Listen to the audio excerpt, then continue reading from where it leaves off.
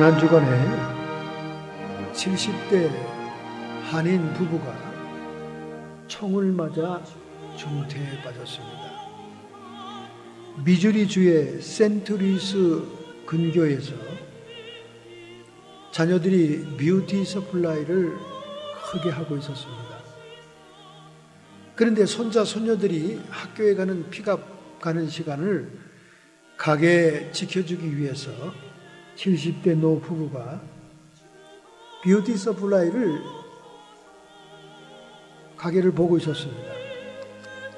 그런데 흑인 소녀 13살짜리 2명이 들어와서 계속해서 물건을 주머니에 집어넣던가 이렇게 돌아다니면서 정신없이 이렇게 도둑질을 하고 있는 겁니다.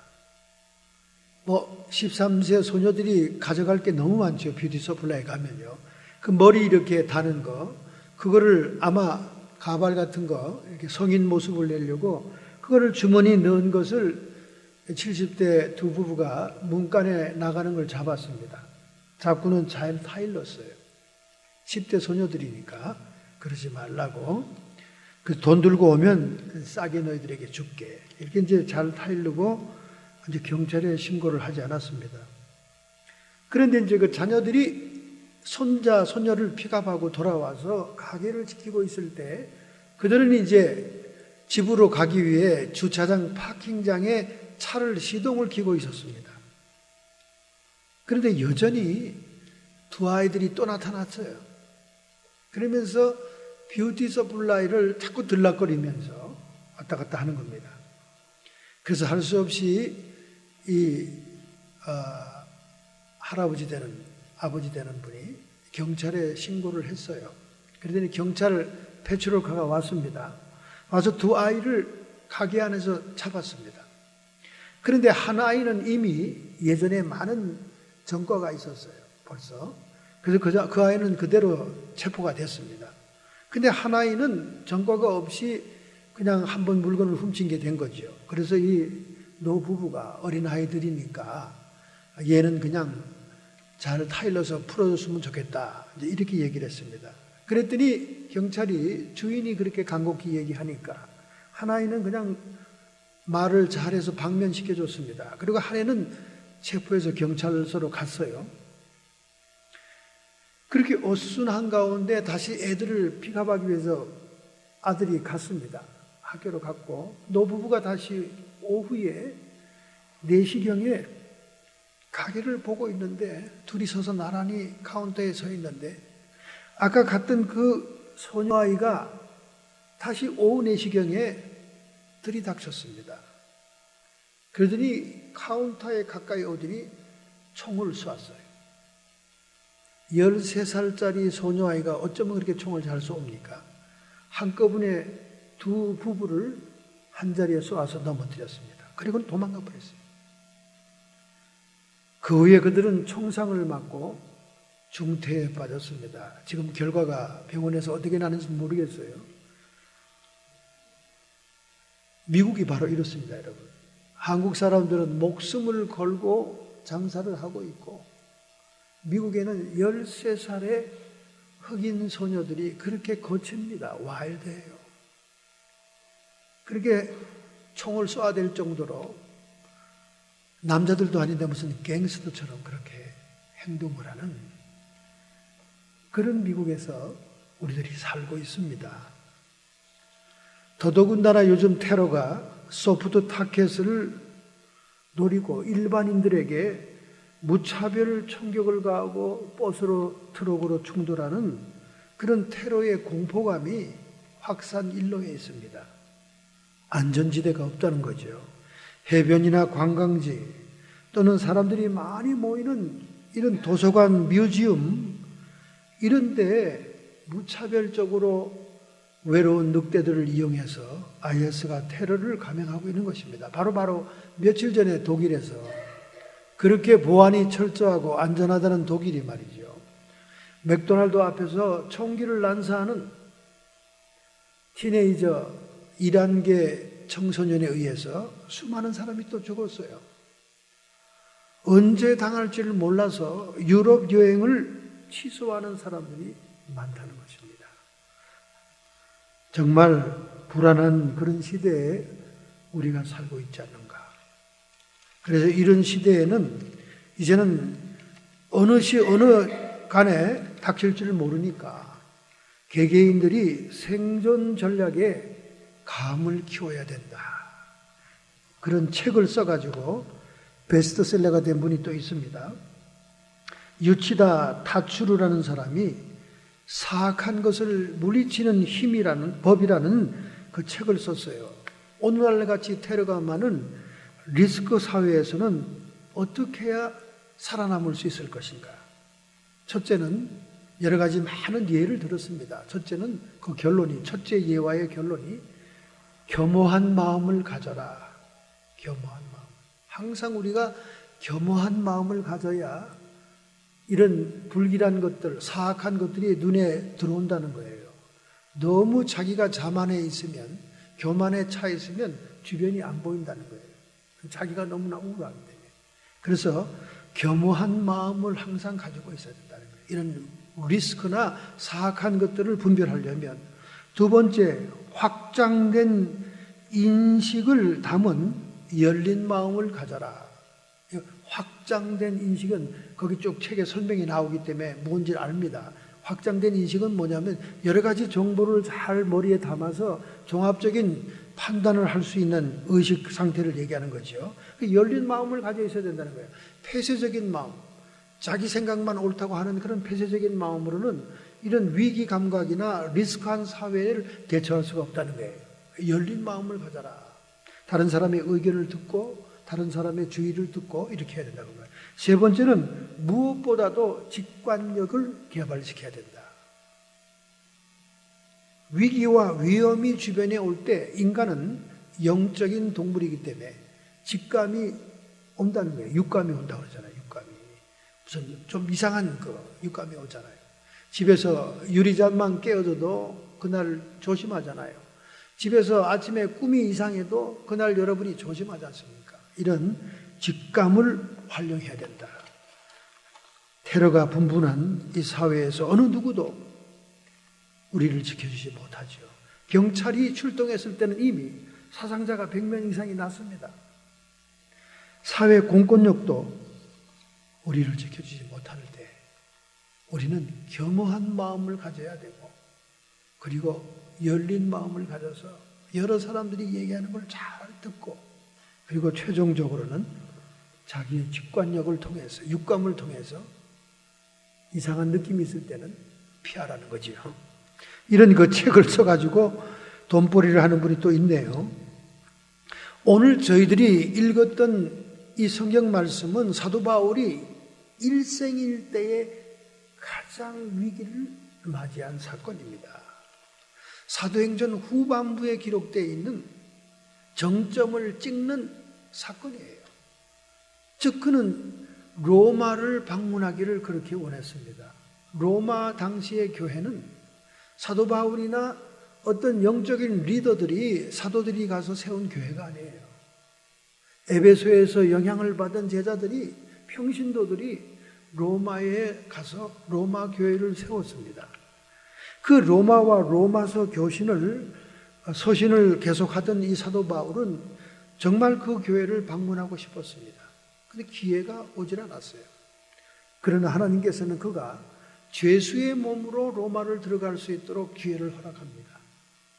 그가 비록 처음은 죄수의 몸으로 떠났지만은 하나님의 동행하심과 하나님의 능력으로 말미암아 그는 죄수의 몸이 아니라 영적인 목자, 리더의 몸이 되는 모습을 우리는 사도행전 27장에서 볼 수 있습니다. 이것은 다른 얘기가 아니에요. 가이사라에서 죄수로 떠난 사도 바울이 로마로 가는 배를 타죠. 배를. 그 당시에 알렉산드리아 배라고 이집트에서 쌀을 잔뜩 실어서 로마로 가는 배가 있었습니다. 그 배가 그레데 항에 정착하고 있을 때 그 배로 옮겨 타지요. 죄수 호송선이 가이사라에서 그레테까지 가서 그레테에서 옮겨 탑니다. 로마로 가는 직항 배이기 때문에. 그 당시에 로마는 알렉산드리아 이집트의 나일 강변의 옥토에서 쌀을 수입하지 않으면 먹고 살 수가 없는 그런 시대입니다. 그래서 굉장히 중요한 식민지죠. 근데 그 배가 지중해를 건너기 전에 그레타 항구에 정박하고 있을 때 거기에 이제 276명이 함께 타게 됩니다. 그때는 서기 60년경 늦가을이었습니다. 로마로 후송되는 제수 바울은 가이사라에서 그레도 섬으로 가서 지중해를 건너가야 될 입장이었습니다. 그런데 그 지중해 섬은 겨울에 바람이 있었습니다. 특별히 유라굴로라고 하는 태풍이 일어나는 시즌이 있었어요. 그러니까 그 태풍의 시즌은 배를 항해하는 사람은 대부분 다 알고 있습니다. 그 폭풍이 일어나는 시즌이 되었기 때문에 차라리 그레데 항구에서 과동하자, 겨울을 지나고 떠나자, 이렇게 사도 바울이 그들에게 권면을 합니다. 그런데 이 배를 리더하고 있는 백부장, 군인 백부장이죠. 로마 군인 백부장은 그 선장과 선주의 말을 더 받아들이고 항해를 강행하게 됩니다. 선주와 선장이라는 것은 비용을 계산하는 사람들이죠. 그 겨울을 다 나가면 276명이 얼마나 많은 비용이 들겠습니까? 그러니까 강행하자는 거예요. 무리하더라도 빨리 가자는 거죠. 그래서 선장과 선주의 말을 듣고 배를 띄우고 갑니다. 그런데 그때 유라굴로라고 하는 그 계절 태풍이 불어오죠. 그래서 배는 14일 동안 지중해를 배회하게 되죠. 그 풍파와 난파 속에 그들의 모든 화물을 바다에 던지고 모든 용구를 다 바다에 던지고 완전히 이제는 14일 동안 밥을 먹지 못하고 배는 그냥 일회 편주처럼 지중해에 떠다니는 폭풍우 속에 있게 되지요. 모든 사람이 자포자기합니다. 모든 사람. 배가 파손되려고 그러니까 백부장은 죄수들을 다 죽이려고 그러죠. 도망갈까 봐. 그런 그 일생일 때 가장 어려운 난관을 맞이하게 되죠. 이런 항로는 우리의 인생을 상징하기도 합니다. 여러분과 저의 인생에 배가 파손돼서는 안 되지요. 우리의 인생의 배가 파손된다는 것은 어떤 의미입니까? 이 세상에서 고생하고 이 세상에서 돈벌이를 못했고 이 세상에서 성공하지 못한 인생을 살았다. 그것이 파손이 아닙니다. 그것이 파손이 아닙니다. 이렇게 풍랑을 만나고 역경을 만나도 우리의 영혼이 구원받아 하나님 나라에 들어가는 주의 자녀와 주의 백성이 되느냐, 그것이 승리를 얘기하는 거예요. 여러분, 우리 신구약 성경을 통틀어 성공이라는 의미에서 쓰여진 단어는 두 단어밖에 없습니다. success라는 말은 여호수아 1장과 시편 1편에 두 번밖에 나오질 않아요. 대부분 다 성공에 해당되는 말은 형통이라는 말을 씁니다. 형통. 우리 인생에 있어서 성공, 내 능력과 내 힘으로 무언가를 이루는, 성취하는 성공은 별로 하나님이 기뻐하지 않아요. 하나님이 동행하고 하나님이 도와서 이루어 나가는 걸 형통이라 그럽니다. prosperity. 이게 더 중요하죠. 그래서 우리는 신구약 성경을 통해 성공이라는 단어가 그렇게 많이 사용되지 않은 걸 보고 깊이 묵상을 해야 됩니다. 도리어 성경의 마지막 결론부에 요한계시록에서 지나치게 후렴처럼 강조하고 있는 것은 이기는 자예요. 이기는 자. 이기는 자를 강조합니다. 이기는 자를 강조하면서 이기는 자의 상급을 얘기하고 있죠. 그러므로 우리는 성공에 대한 목표보다는 승리에 대한 목표가 하나님께서 원하시는 것이다 그 말이죠. 우리의 인생 배가 파산된다 하는 말은 성공적인 인생을 살지 못했다는 뜻이 아닙니다. 우리의 인생이 파산된다는 말은 승리하지 못했다는 거죠.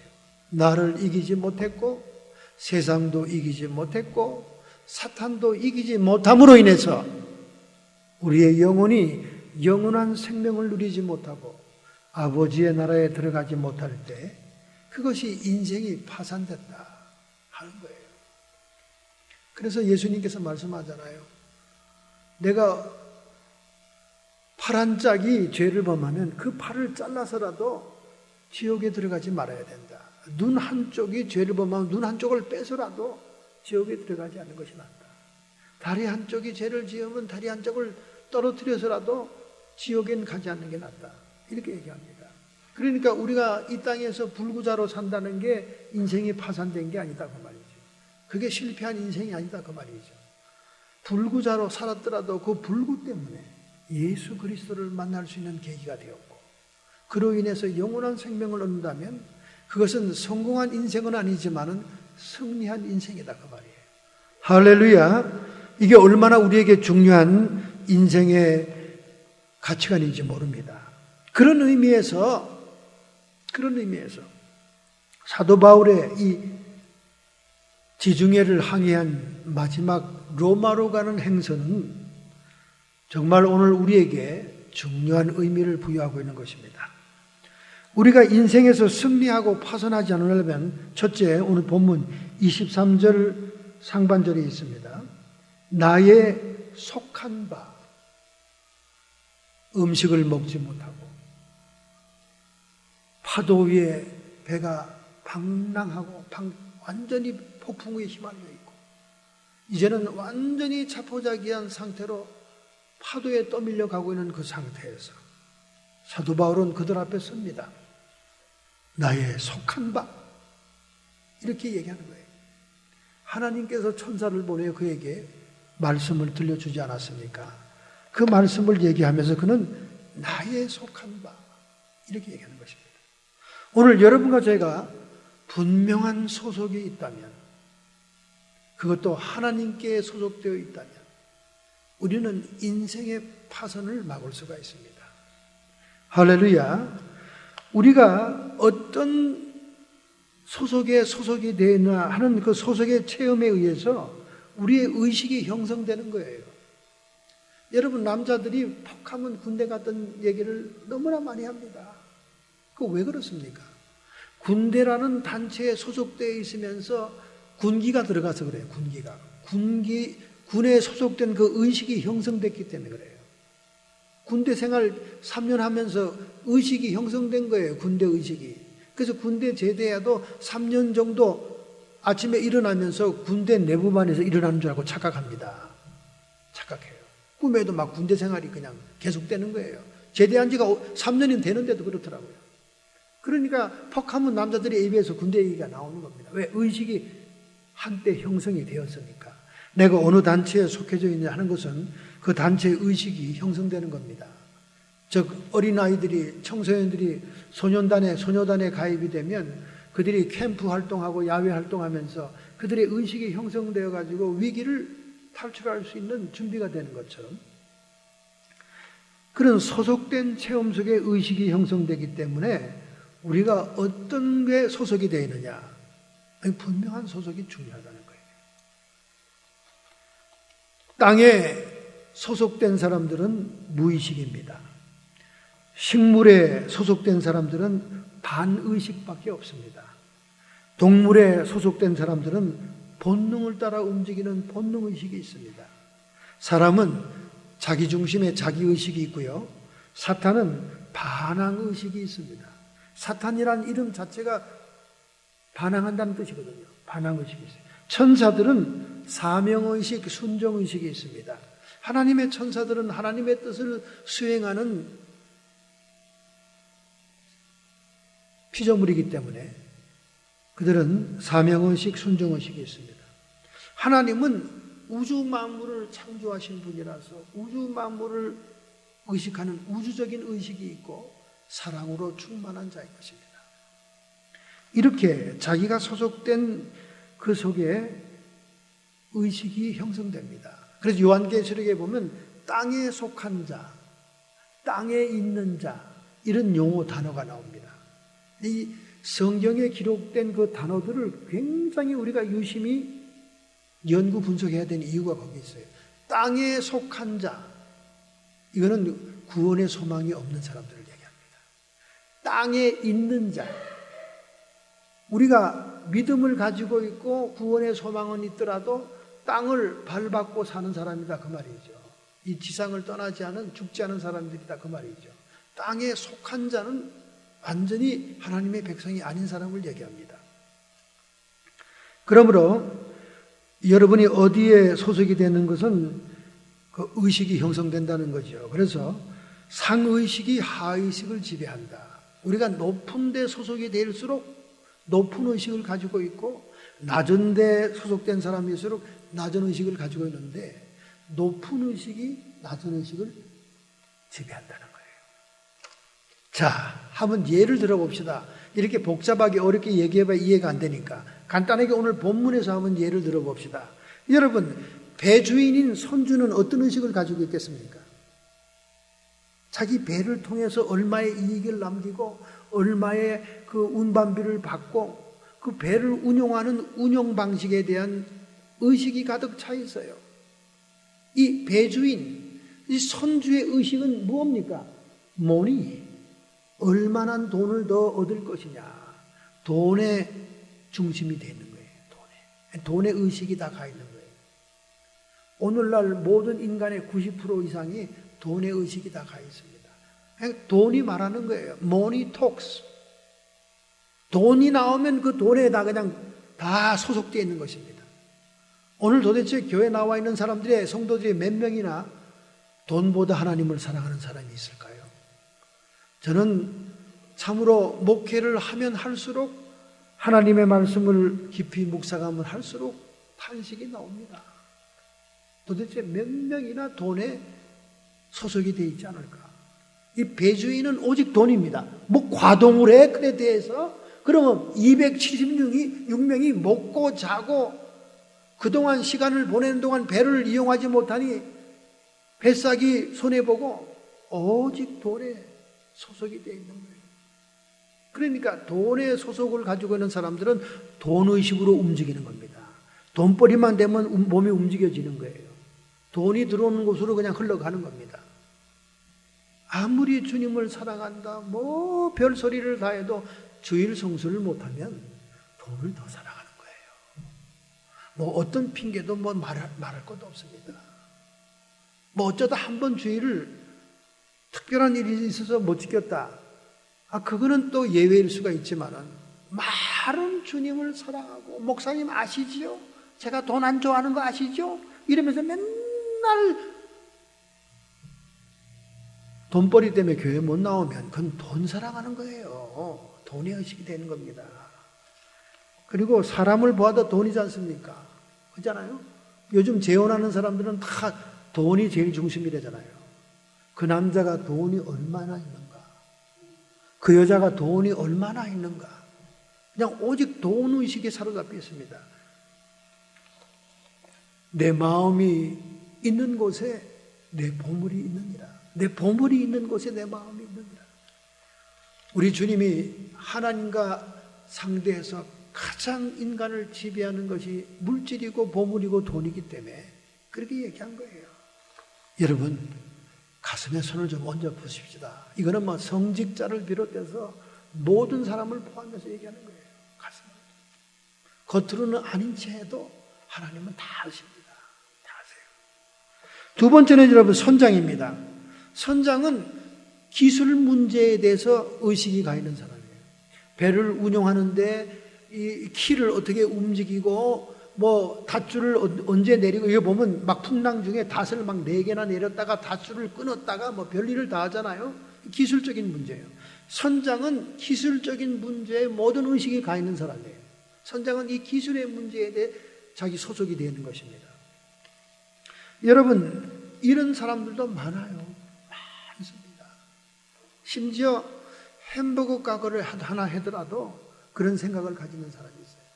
햄버거로 말할 것 같으면 내가 이 햄버거 굽는 건 미국에 오자마자 이 햄버거 직장에 취직해서 20년 동안 빵을 구웠다가 내가 가게를 차렸는데 햄버거에 대해서 나보다 잘하는 인간 나오라 그래.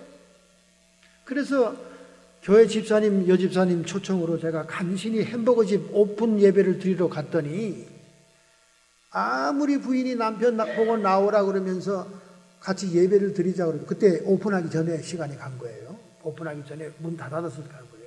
자료를 준비하는 동안 간 거지요. 근데 남편이 절대 나오질 않아요.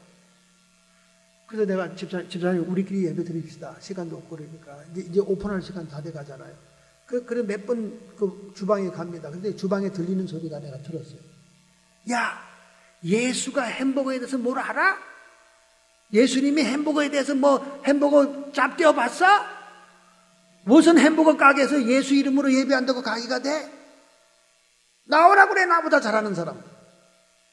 그 가게요 6개월도 못 돼서 망해서 문 닫고 나갑니다. 그렇게 햄버거에 대해서 자신만만하다고. 그 개업 예배 한 번 보면 뭐 5분 걸립니까? 10분 걸립니까? 저는 개업 예배 굉장히 짧게 드려줘요. 그 하나님께 예배를 드리고 가게 오픈하자는데 그거 부인 말 안 들어주고 주방에서 칼 들고 말이지, 칼 들고 휘두르면서 얘기하는 거예요. 햄버거는 뭘 알아 예수가? 어? 그게 할 말입니까 여러분? 이 기술자들은 자기 기술에 대한 아주 독보적인 자기 확신과 자부심이 있습니다. 예수님과 하나님은 천지 우주 만물을 지으신 분이에요. 우리가 지금 발명하고 발견한 거 다 주님이 숨겨놓은 원리와 물리법칙에 의해서 돌아가는 겁니다. 우리가 이 레코딩하고 녹음하고 이 모든 거 다 하늘나라에 다 있어요 이미. 하나님이 우리 인간의 지혜를 운용하시고 계시잖아요. 바로 이 선장은 자기 기술이 의식화된 사람이고 기술에 소속된 사람이에요.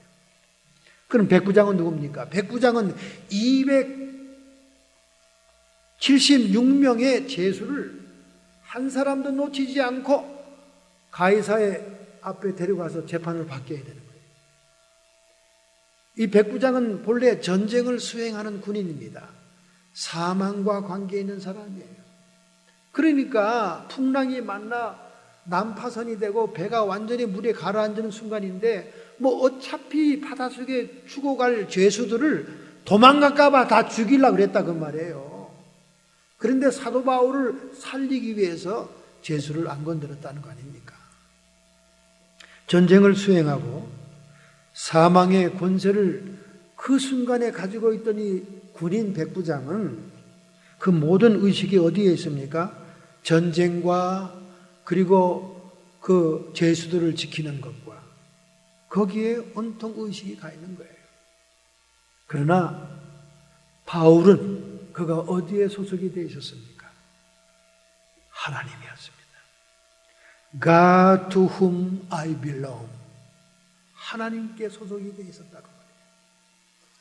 오늘 여러분과 제가 하나님께 소속이 되어 있다면 하나님의 의식과 성령 의식에 살게 될 것입니다. 최근에 콜로라도 주에 살고 있는 테이너 짐이라고 하는 남자분이 대법원에다가 고소를 했습니다. 나는 여자도 아니고 남자도 아니다. 그러니 중성으로 여권을 발행해다오. 지방 관리들은 전부 다 노했습니다. 그런 예가 없다. 그렇게 해가지고는 사람을 구분할 수가 없기 때문에 우리는 허락할 수 없다. 그러니까 이 사람이 연방대법원에 고소를 했어요. 그랬더니 연방대법원이 지금 판결이 났습니다. 그가 원하는 대로 중성으로 해줘라. 그래서 non-binary 이렇게 찍어서 남자도 아니고 여자도 아닌 사람으로 중성으로 인정을 했습니다. 미국이 이렇게 돼가네요. 소속이 없는 거예요. 남자도 아니고 여자도 아니야 이 사람은. 자기는 중성이라는 거예요. 그런데 미국이 첨단인 줄 알았더니 오스트레일리아는 벌써부터 그렇게 했다는 거예요. 오스트레일리아 벌써부터 그렇게 했다는 거예요. 자기가 중성이다. 난 남자도 아니고 여자도 아니다. 그렇게 생각하는 사람은 그렇게 해주라는 거예요. 복잡하기 짝이 없죠. 요즘 화장실도 그렇잖아요. 자기가 마음으로 난 여자다, 남자인데 여자다 생각이 되면 그냥 남자 화장실에, 여자 화장실에 들어가도 된다는 거 아닙니까? 이렇게 복잡한 사회가 됐어요. 성 문제도 소속이 분명하지 않습니다. 도널드 트럼프가 지난 주간에 컨벤션 정말 성공적으로 잘 마쳤습니다. 조금의 잡음은 있었지만은 잘 마쳤어요. 그런데 마지막 날 한국계 리사 신이라고 하는 박사가 연설에 올라갔습니다. 그는 48세지요. 우리 한국 사람을 마지막 피크, 컨벤션의 피크 날은 마지막 날이잖아요. 그때 트럼프의 딸도 나왔고 트럼프도 나왔잖아요. 그날 리사 신이라고 하는 그 한국계 여성을 등단시킨 겁니다. 왜냐하면 트럼프에 대한 그 한국 사람들의 지금 반발이 엄청 심하니까 아마 그렇게 세우지 않았나 생각합니다. 그런데 그는 정말 그의 부모님부터 아메리칸 드림을 이룬 그런 사실을 낱낱이 가족사를 얘기하면서 앞으로도 아메리칸 드림을 지켜줄 사람은 트럼프 후보다. 이렇게 소개했습니다. 이처럼 한국 사람 가운데서도 아메리칸 드림을 얘기하면서 분명한 소속, 자기가 공화당임을 소속을 분명히 한 그 정치적인 입장을 얘기한 사람도 있습니다. 특별히 이 트럼프가 지금 막말을 해서 14명의 후보를 제치고 미국 대통령 후보가 된 것은 순전히 그가 즉흥적으로 그냥 그 성격이 지랄 같으니까 그냥 하고 싶은 대로 한 것이라고 여러분 생각하면 절대로 잘못된 생각입니다. 이 트럼프를 뒤에서 전략적으로 지도한 분이 있었어요. 그 사람은 로저 스톤이라는 사람입니다. 64살이에요. 이분은 닉슨 행정부에서 대통령을 자문했고 그 다음에 레이건 대통령의 자문이었던 사람입니다. 이 전략가가 사실은 37년 전에 트럼프와 인연을 맺었습니다. 37년 전에 트럼프가 카지노 사업을 위해서 정부의 로비스트를 구할 때 그가 1979년도부터 그와 함께 일하다가 그 거래 기술이라고 하는 책을 내서 베스트셀러가 됐죠. Art of the Deal이라고 하는 책을 썼죠. 1980년대, 89년대에 베스트셀러가 되는 걸 보고 이분이 정치적으로 등단할 것을 제시합니다. 그리고 그가 후보로 활동할 때는 마치 노조위원장이 기업 사주들을 향해서 구호를 내뱉는 것과 같은 전략으로 미국의 약점을 파고드는 전략을 세운 거죠. 보호무역과 제조업의 부활과 노동자와 중산층의 회복과 미국 우선주의의 전략을 이분이 아이디어를 낸 거죠. 이제 로저 스톤입니다. 이 사람이 유명한 전략가고 2명의 대통령을 공화당 대통령에 당선하게 한 최고의 전략가라는 거예요. 바로 이분이 뒤에서 그 전략을 계속 주고 있는 것입니다. 상당히 성공적인 거죠. 처음에 14명의 후보 가운데 나왔을 때는 웃음거리밖에 안 됐잖아요. 그리고 5%의 지지밖에 없었지 않습니까? 근데 로저 스톤의 이 전략이 맞아떨어진 거죠.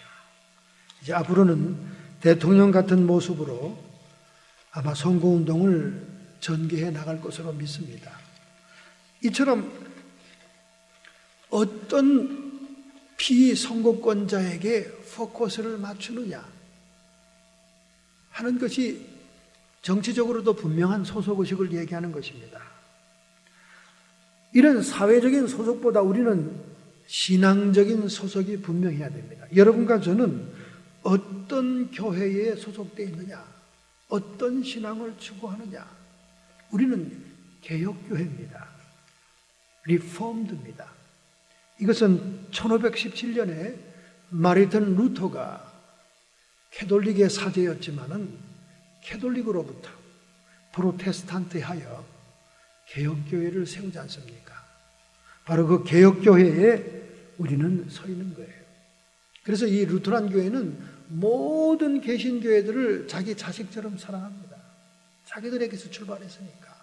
그래서 모든 교회 건물을 개방하는 거예요. 미국 교회들이, 우리 한인교회들이, 루터교회 신세 지는 교회들이 너무나 많죠. 사실은 마리턴부터가 개혁자지만은 예수님이 진짜 개혁자였어요. 그래서 예수님이 산상수훈을 얘기할 때 보면 모세는 너희에게 이렇게 말하였으나 나는 너희에게 다시 말하노니 하면서 그렇게 산상수훈을 얘기합니다. 율법을 인용하면서 율법은 그렇게 말하였으나 나는 너희에게 이렇게 말한다. 근데 율법보다 더 강력한 천국의 헌장을 얘기하지 않습니까? 긍휼히 여기는 자는 긍휼히 여김을 받을 것이며, 쉬운 말로 얘기하면 자비를 베푸는 자가 자비를 얻을 것이니라. 여러분, 이 말은 굉장히 쉬운 말처럼 예수님이 얘기했지만은 모순되는 말이에요. 어떻게 자비를 베푸는 자가 자비를 받는 자가 자비를 받는 거지, 자비를 베푸는 자가 자비를 받는 자가 되냐 그 말이야. 그렇잖아요. 자비를 베푸려면 자비를 받는 사람이 자비를 얻게 되는 건데, 도리어 자비를 베푸는 사람, 긍휼을 베푸는 사람이 긍휼을 받게 될 것이다. 예수님이 혁명적인 개혁자입니다. 말부터가 그래요. 또 너희 형제를 마음으로 미워하는 자가 살인자요, 너희 형제를 바보로 하는 자가, 멍청이라고 하는 자가 재판을 받게 되고, 바보로 하는 자는 재판을 받게 되고, 멍청이라고 하는 자는 불타는 지옥에 들어가게 된다. 너무 좀 예수님이 과한 말씀이 아닌가. 구약의 율법, 모세의 율법은 실제적으로 살상을 하고 사람을 죽여야 살인죄에 대한 보복과 심판을 받는데, 예수님은 말로만 이간질하고 말로만 욕을 해도 지옥불에 떨어진다는 거예요. 이 같은 예수님을 믿는 성도들이 너무 예수 믿는 걸 쉽게 생각하고 너무 천국 가는 것을 쉽게 생각한다 그 말이에요. 예수님은 마음의 동기부터 출발하는 거예요. 구약의 율법, 모세의 율법은 행동으로 나타날 때부터 시비가 시작되는데, 예수님의 산상보온 천국의 헌장은 행동이 일어나기 전 마음속에서부터 하나님의 심판이 이루어진다는 거예요. 너희가 여인을 보고 음욕을 품는 자마다 이미 간음하였느니라. 행동이 옮기기 전에 간음했다는 거예요. 그래서 카터 대통령이 이 말 때문에 얼마나 플레이보이 잡지를 통해 구설수를 받았습니까? 카터 대통령은 솔직한 사람이 정직한 사람이잖아요. 정직을 제일 어릴 때부터 최고로 한 사람이에요. 그러니까 플레이보이 잡지 기자가 뭐라고 얘기했습니까? 대통령은 혹시 간음한 적이 있습니까? 아니, 나는 간음한 적이 없고 나는 신실한 기독교인이다. 그렇다면 대통령은 마음으로 여인을 보고 음욕을 품은 적도 없습니까? 그런 적은 있죠. 그렇다면 이미 간음한 거네요. 이렇게 해서 얼마나 곤욕을 치렀습니까? 카터 대통령이. 바로 천국의 헌장은 마음에서부터 시작한다 그 말이에요. 그러니까 예수님의 말씀이 얼마나 혁명적이냐 그 말이에요. 이것은 인간을 창조하시고 마음의 원리를 아는 예수님의 지적인 거예요. 예수님이 마음의 이치를 아는 거예요. 여러분, 상대방을 욕하고 상대방을 바보라고 그러고 상대방을 미워하고 상대방을 멍청이라고 할 때 여러분 어떻게 해야 됩니까? 마음에서 그런 마음을 품어야 되는 거 아니에요. 그죠? 상대방을 욕하려면 마음에서 그 욕이 벌써 만들어져야 되는 거 아닙니까? 그러니까 제1차적으로 독살은, 독을 품는 것은 마음에서 시작하는 거예요. 그러니까 그렇게 말하고자 하는 사람들부터 이미 독이 마음에 형성되기 때문에 그 피해자, 제1피해자가 본인 자신이라는 거예요. 그래서 마음의 이치를 아는 주님이 그 마음의 동기를 먼저 얘기하는 것입니다. 이렇게 엄격한 천국의 율법, 산상보온 천국의 헌장을 예수님의 천국의 백성들에게 얘기했음에도 불구하고 우리는 얼마나 태평스럽게, 얼마나 한가하게, 얼마나 루즈하게 날라리아로 살고 있습니까? 여러분의 마음을 항상 정돈하고 세탁하고 죄사함 받고 있냐 그 말이지. 마음을 여러분이 항상 정결하게 하냐 그 말입니다. 예수님부터가 혁명적인 말씀을 증거했고 바로 마르틴 루터는 다시 다시 기독교의 폼을 다시 정리한 분이에요. 말씀으로 돌아가자. 오직 말씀으로. 말씀 외에 많은 군더더기, 종교 의식과 외식과 형식과 쓸데없는 그런 것들이 잔뜩 붙어있는 것을 깨뜨렸다고 말이죠. 오늘 여러분과 저는 이런 개혁주의 교회에 분명한 소속을 하고 있다는 사실입니다. 그러므로 이런 데 소속되는 우리들은 개혁주의 신앙, 개혁주의 의식으로 가득 차 있어야 되는 거예요. 칼빈도 말하기를 교회는 날마다 개혁이 돼야 된다. 날마다 교회는 개혁이 된다. 왜? 시간이 가고 나태해지면 또다시 부패해지고 타락하니까. 오늘 여러분과 제가 사도 바울처럼 하나님께 분명한 소속이 되어 있을 때 우리는 하나님의 의식으로 충만할 줄로 믿습니다. 할렐루야. 요한일서 5장 19절 21절 또 아는 것은 우리는 하나님께 속하였고 온 세상은 악한 자에게 처한 것이라.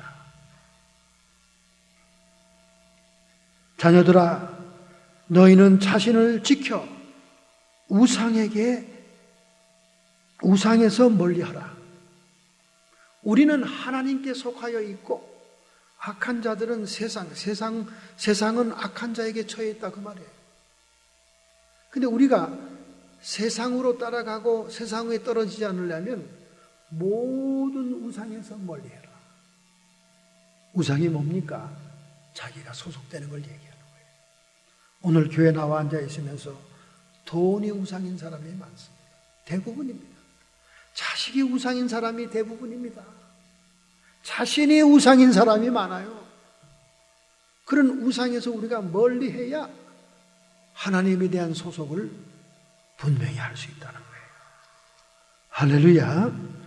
자, 두 번째, 우리 인생의 파선에서 벗어나는 막는 길은 두 번째 똑같은 구절이 있죠. 하반절입니다. 곧 나의 섬기는 하나님, God to whom I serve. 내가 섬기는 하나님.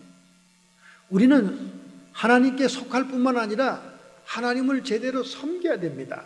서비스를 해야 돼요. 섬겨야 됩니다. 자,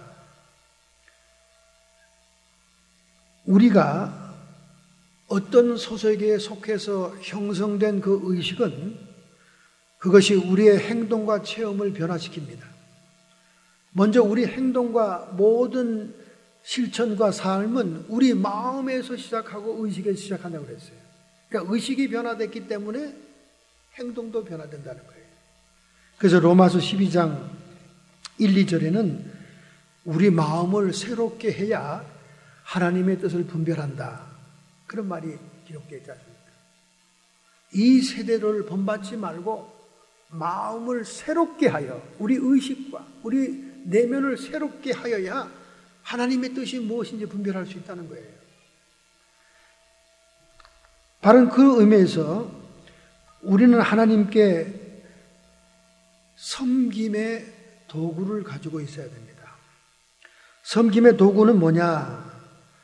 우리가 말씀으로 섬길 수 있고 기도로 섬길 수 있고 또 전도로 섬기는 사람도 있고 구제와 선행으로 섬기는 사람도 있습니다. 이 모든 것을 다 한다면 얼마나 귀하겠어요? 그래서 말씀으로 섬기는 말씀의 사역자들이 있죠. 또 기도로 섬기는 기도 대장들도 있고 그 다음에 전도를 특별히 잘하는 분들도 있어요. 아주 그 부침성이 있고 봉사도 많이 하면서 아주 전도에 달란트가 있는 사람들이 있습니다. 또 구제, 선행, 자기가 가진 것을 적은 것이라도 희생하면서 그 섬김을 갖는 사람도 있습니다. 우리가 하나님께 소속되고 하나님을 경외한다면 자기만의 섬김의 도구도 있어야 된다는 거예요. 하나 이상 있어야 되는 거예요. 그래서 우리가 그것으로 섬겨 나가야 되는 거죠. 그래야 우리가 정말 하나님을 사랑하고 구체적으로 실천하는 것입니다. 여호수아 24장 15절에 너희는 섬길 자를 택하라. 오직 나와 내 집은 여호와를 섬기겠노라. 그렇게 여호수아가 이스라엘 백성들에게 결단을 내리라고 얘기합니다. 자, 우리가 막연히 말로만 누구를 섬긴다 이렇게 얘기해서는 안 됩니다. 우리는 분명히 하나님을 섬기는 도구가 있어야 돼요. 최근에 그 명문대학에 진출한 우리 한국 학생들이 그 명문대학에 간 것을 굉장히 신문에서도 발표해주고 칭찬을 받게 됩니다. 그런데 14개 미국의 명문대학에 입학한 한국 학생들이 졸업하는 퍼센테이지를 조사했더니 44%밖에 안 되었습니다. 반절 이하가 대학 졸업을 못하는 거예요. 이것은 미국의 평균 졸업률보다도 높은 거예요. 34%예요. 미국은 평균이, 중퇴율이. 인도 사람은 21.5%, 중국계는 29%입니다. 근데 한국 학생들만 유독 44%, 반절 이상이 대학 졸업을 못한다는 거예요. 여러분 생각해 보세요. 우리 한국 어머니들처럼 부모님처럼 극성스러운 사람들이 어디 있습니까? 아이들이 명문대 지나가는 것부터 그들이 전공할 것까지 부모들이 다 지정해 주잖아요. 특별히 우리 한국 부모들이 좋아하는 것은 변호사와 의사, 간호사 아닙니까? 그러니까 막 푸시하는 거예요. 그 아이들이 부모의 강요에 의해서 명문대학도 들어가지만은 전공도 택하게 된다 그 말이죠. 근데 막상 공부를 해보니까 자기 적성에 맞지 않는 거예요. 그러니까 견디지 못하고 졸업을 못하는 겁니다. 전공을 또 바꾸는 거예요. 오늘 우리 부모들이 자녀들에게 권고할 것은 너희들이 정말로 가슴으로 하고 싶은 것이 뭐냐? 내가 잘하는 것이 무엇이냐? 내가 무엇을 하면 행복하고 기쁘냐? 자기가 원하는 것을 하도록 인도하는 것이 자녀를 위한 길입니다. 그래, 의사가 돈 많이 번대더라. 변호사를 해야지. 그래야 자랑스럽지. 우리 가문을 빛내. 변호사 요즘 실업자가 얼마나 많은지 몰라요. 한국에도 그 의사들 막 턱턱 부도나고 병원 문 닫고요. 전부 다 성형과로 바꾸고 산부인과가 안 된다는 거 아닙니까? 애들을 안 나니까. 옛날 얘기입니다, 여러분. 옛날 얘기가 자꾸 애들을 그렇게 막 몰아치니까 애들이 졸업을 못 하는 거예요. 대학을 가서 적성이 안 맞으니까 재미가 피를 싫어하는데 뭐 의사 하라고 의사 하라는 애들 얼마나 많은지 몰라요. 프리메드 다니다가 포기하는 애들 얼마나 많은지 몰라요. 마음에 원하는 것을 하게 해야 됩니다. 마찬가지예요. 우리 교회도 마찬가지예요. 여러분이 정말로 하나님을 섬기고 싶으면 여러분이 마음이 자원이 되는 걸로 해야 돼요. 기쁨으로 할 수 있는 걸 해야 됩니다. 우리 금주 종교란에 믿음 생활 칼럼니스트인 어윤용 장로님의 칼럼에 그 얘기가 나왔어요. 제가 그 동감합니다. 교회가 점점 비대해지고 커지고 물량화되다 보니까 모든 교회 임직원들을 돈 주고 사옵니다.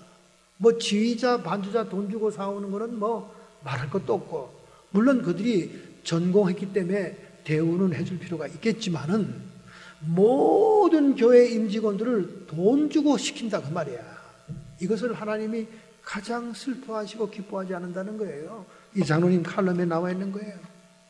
자신의 체험을 얘기합니다. 자신이 유학생 때부터 장로회 될 때까지 교회에 남들이 기피하고 굳은 일들, 쓰레기 치우고 변소 청소하고 토요일 날 밤에 혼자 교회 백큐하고 하는 이런 일들을 하고 하나님께 예배를 드리면 그렇게 예배가 감격적이고 눈물이 나고 정말 기쁘다는 거예요. 희생과 헌신이 따르는 주님의 섬김이니까. 우리가 입으로만 말로만 립싱크로 나 주님을 섬겨, 주님을 섬깁니다, 주님 나 알죠, 주님 얼마나 사랑하는 거 주님 아시죠? 개뿔이나 섬기는 도구가 있어야 되는 거예요. 장로님이신데도 다른 평신도들이 하기 싫은 일을 다 자기가 하는 거예요. 예배를 준비하기 위해서 쓰레기 치우고 백큐하고 다 남들이 기피하는 걸 한다는 거예요. 그러면 그 다음날 예배 드릴 때 그 예배가 막 얼마나 감격적으로 상달되는지 오늘 현대 교인들을 보면 개탄스럽다는 거예요.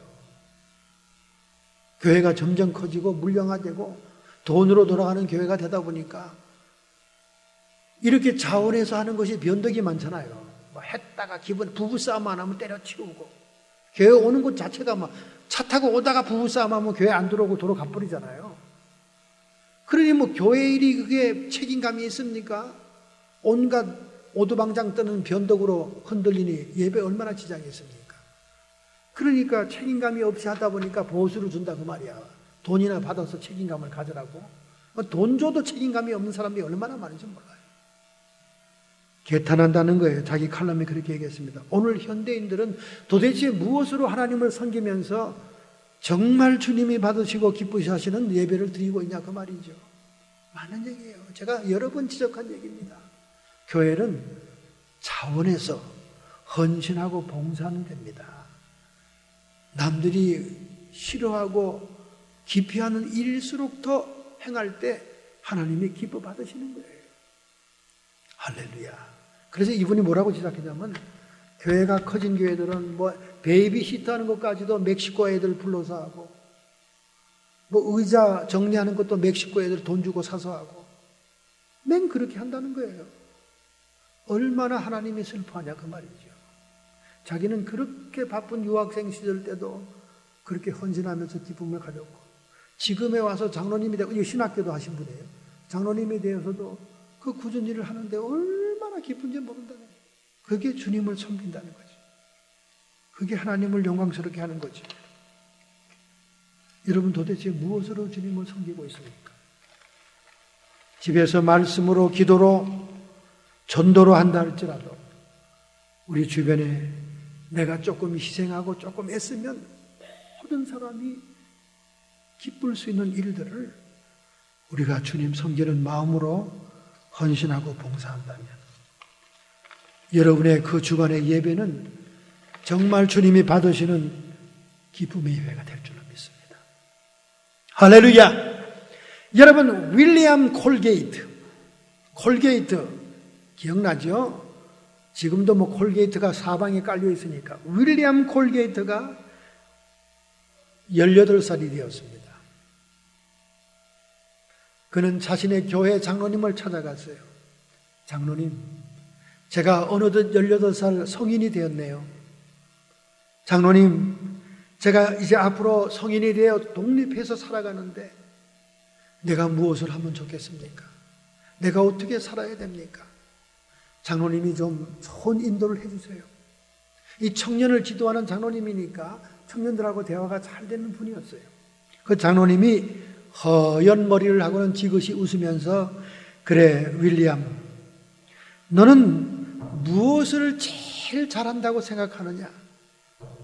그랬더니 그거야 제가 장로님 어릴 때부터 그 양초 공장, 비누 공장 직공으로 가서 여지껏 일하고 있잖아요.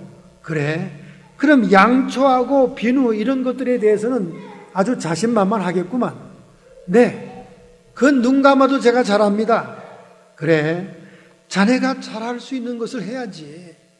정말로 자네는 무엇을 하고 싶은가? 저는요, 장로님처럼 사업을 열심히 해서 하나님의 교회를 잘 후원하는 그런 재정적인 후원자가 되고 싶습니다. 그래, 그러면 내가 자네에게 얘기할게. 자네가 비누와 양초의 공장에 오랫동안 다녔으니 그쪽으로 나가게. 그쪽으로 열심히 한번 해봐. 그런데 자네의 모든 사업과 모든 일터가 하나님께 소속된 것이 분명해야 되고 하나님을 섬긴다는 것이 분명해야 되네. 그래야 자네 사업이 번성할 수 있고 축복받지. 그럼 어떻게 해야 됩니까? 딴 거 없어. 성경 말씀대로 하면 돼. 성경에 내가 하나님께 소속된 증거로 10분의 1, 11조를 드리고, 그리고 10분의 1을 드려도 내 마음이 흡족하지 않으면 말씀한 그대로 감사 예물도 더 드리면 되는 거야. 그리고 하나님을 섬기는 것을 재정으로 섬기고 싶다고 그랬으니까 하나님이 복 주실 때 그것을 내 것으로 생각하지 말고 하나님의 나라와 영광을 위해서 섬기는 데 드려야 되네. 여러분, 이 장로님의 권면이 얼마나 그의 일생에 중요한 권면인지 몰랐습니다. 그래서 그는 그대로 고지식하게 따라했습니다. 여러분, 오늘날 코스트코에 가면 지금도 콜게이트는 진열되어 있습니다. 콜게이트 세계적인 치약 비누 회사를 이루게 되잖아요. 그는 사회로부터 후원받은 것을 감사해서 사회에 봉사하기 위해서 콜게이트 유니버시티를 세우게 되죠. 그리고 그의 재산 전부를 하나님의 교회를 위해서 드리고 갔습니다. 지금도 코스코에 가면 콜게이트는 아주 진열이 되어 있어요. 너무나 우리가 잘 보는 겁니다. 이처럼 어린 청년이 자기 성년이 되었을 때 교회 장로님에게 충고를 구한 대로 그대로 하나님 말씀대로 실천했더니 세계 유수의 기업이 되었고 하나님 나라와 의를 위해 쓰임받은 기업이 됐다는 거예요. 할렐루야! 오늘 여러분과 여러분 자신이 하나님께 속한 바 되고 속하기뿐만 아니라 하나님을 섬기는 도구가 분명할 때 하나님은 영광을 받으시고 여러분이 생각하고 소원하는 것에 넘치는 번영과 축복으로 하나님 나라와 의를 위해 쓰임받게 할 것입니다. 정말 사도 바울은 최고 인생의 위기, 파선의 위기를 당했습니다. 그러나 아무도 이제 자포자기하고 살 소망이 없는 그때에 그는 그의 속한 바 하나님의 천사의 보냄을 받아 천사의 음성을 듣고 그들에게 전달하게 되는 거죠. 그래서 배만 파손될 뿐 한 사람의 생명도 손상되지 않을 것이다. 과연 말대로 말타 섬에 276명이 다 헤엄해서 들어가죠. 들어갑니다. 다 살아나죠. 그 말을 듣고 14일 만에 그들은 빵 조각을 나눠 먹고 기운을 차립니다. 그 기운 차린 거 가지고 헤엄쳐 들어가죠. 배는 다 깨지고 말이죠. 소용돌이의 배가 다 깨지잖아요. 그 말타 섬에 가서 막 추워서 덜덜 떠는데 그 말타 섬은 그 지중해 그 이태리 반도 밑에 있는 섬이죠. 거기서 그 버블리오라는 추장을 만나지 않습니까? 그 추장은 그 나그네들을 얼마나 융숭이 대접합니까? 막 식량을 공급해주고 물을 주고 막 대접하죠. 추울까봐 불도 막 떼어주잖아요. 근데 그 불에서 독사 뱀이 나와서 뱀이 확 사도 바울의 손을 물어버렸어요. 그 사람들이 다 기겁을 하는 거예요. 그 독사에 물리면 순식간에 죽는데 이제 곧 죽겠구나. 이 사람이 무슨 살인한 사람이고 죄를 범한 사람이구나. 막 이런 웅성거리는데 사도 바울이 그 뱀을 딱 잡아가지고 불에 집어넣고 막 까딱도 없었잖아요. 그러니까 또 사람들은 신이다 이러면서 그 버블리오 추장이 사도 바울을 데리고 자기 그 부모들이 아픈데 가서 기도 부탁하죠. 기도가 다 났잖아요. 막 환자들이 섬에 있는 환자들이 다 옵니다. 사도 바울이 복음의 능력으로 예수님의 치유로 그 모든 환자를 치료하죠. 그러니까 그들이 떠날 때 먹을 양식, 물 모든 것을 공급하면서 정말 대단한 환송정에 보내지게 되잖아요. 제수의 몸으로 갔던 사도 바울이 그가 하나님께 속한 바 되고 하나님을 섬기는 자로서 제수의 몸이었지만 로마로 가게 될 때 그는 하나님께 영광을 돌리게 되고 결국 로마에 도착해서 마중 나온 성도들과 함께 정말 기쁘게 만나는 그런 장면들이 오늘 본문에 있는 것입니다. 오늘 여러분과 제가 인생 파선을 맞이하지 않고 승리자가 되기 위해서 우리는 하나님께 분명한 소속을 다시 한번 확인해야 됩니다. 우리는 세상을 사랑하고 세상과 타협하는 음료교회가 아니요 개혁교회로서 광야교회로서 주님을 섬기는 것이 분명하고 오직 주님만을 경외하는 성도들이며 또 우리가 일생 동안 하나님을 섬길 때 말씀과 기도와 전도, 구제와 선행으로 섬기면서 교회는 만민이 기도하는 집이므로 교회에서 기도함으로 섬기는 그런 성도가 되어야 될 줄로 믿습니다. 이렇게 결단하고 이렇게 결심한다면 오늘 여러분의 가슴에 손을 얹고 하나님께 기도하겠습니다. 하나님 아버지, 저희들은 가장 인생의 곤고와 고난과 난파에서 주님의 보호하심을 받고 주님의 인도함을 받아 정말 길 잃은 양무리들의 목자가 되며 영적인 지도자가 될 수 있도록 저희들을 붙잡아 주시옵소서. 저희들이 오늘 결단하고 결심합니다.